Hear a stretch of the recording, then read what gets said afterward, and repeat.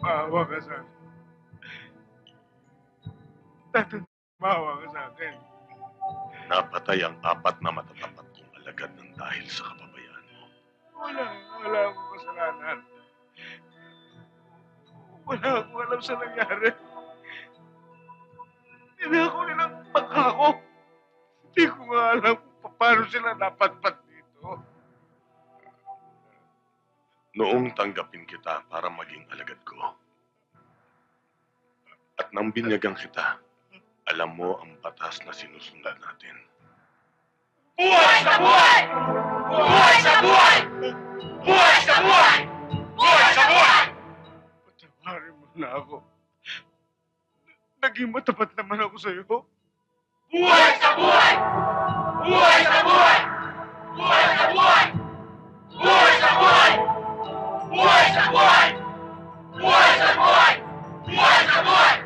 Buhay sa buhay! Malaki ang pananagutan mo sa mga asawa, anak, kapatid at magulang ng 4 natin kasamahang napatay. Sila ang magpapasya.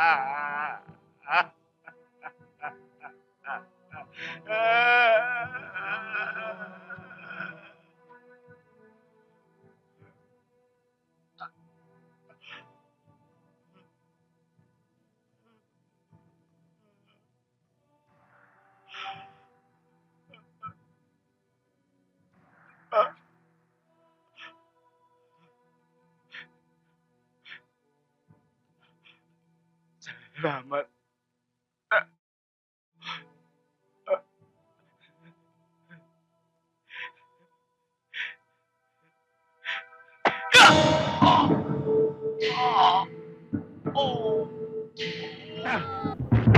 Sir, nahuli na si Ayong. Dala ni Buluran.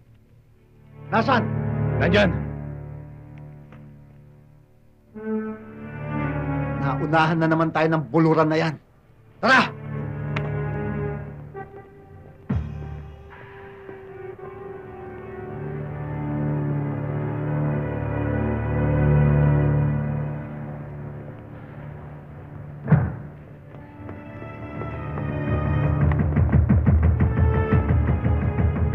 Sir, si Douglas Capistrano.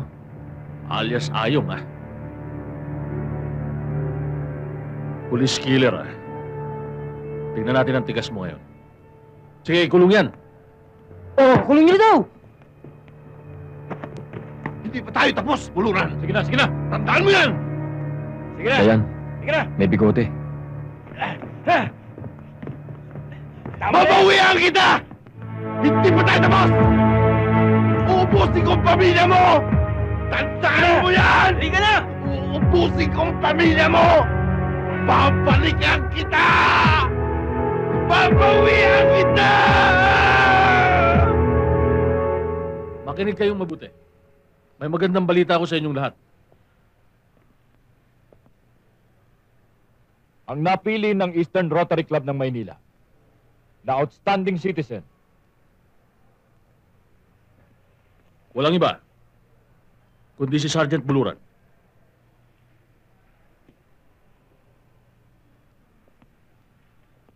Sana magsilbi itong inspirasyon sa ating departamento. Congratulations, boy.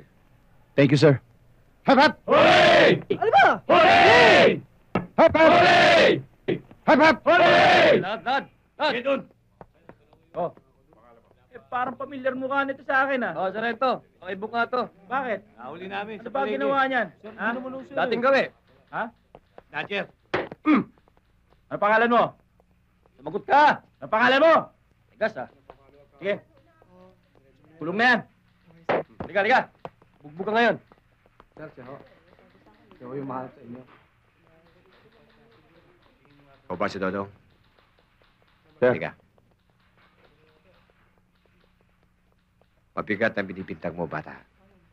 Baka naman may atraso lang sa'yo si Martin at kinakasuha mo siya. Ha? Hindi ko ugali magbintang, Teniente.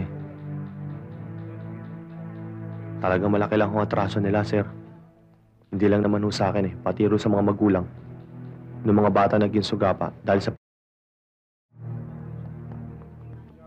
Kaya nga ako nandito Dahil yung anak ko mutik na ho nila naging biktima. Hindi sa ayaw ko maniwala. Pero kung totoo yan, ikaw ang kauna-unang tao ng Barrio 11 ang nag-report tungkol dyan.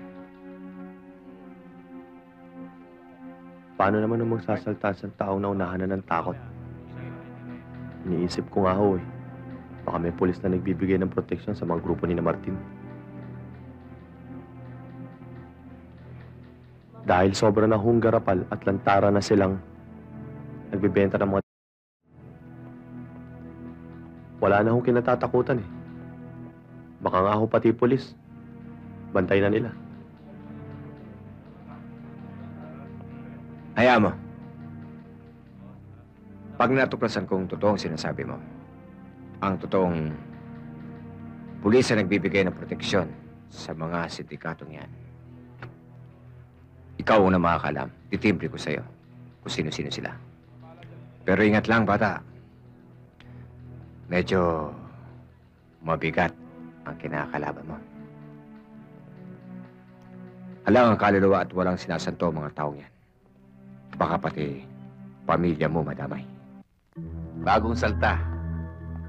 Nagtatapang-tapangan. May grupo ba siyang kasama ng sinugod ng mga bata mo? Wala ho, sir. Solong katawan lang. Solo katawan lang. Wala kayo nagawa. Ang dami niyo Nasurpresa kami. Ngayon pa lang, patahimikin niyo na yung taong yun. Nagsimula na siyang gumawa ng ingay. Nagpunta siya sa presinto.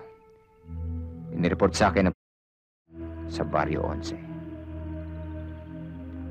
Ang tingin ko sa taong yun, hindi siya titigil hanggat hindi kayo maalis sa lugar na yun. At pag hindi ko inaksyonan ang kanya reklamo, lalapit siya sa iba. At pag nagkataon, ako ang magkakaproblema. Anong gusto niyong gawin namin?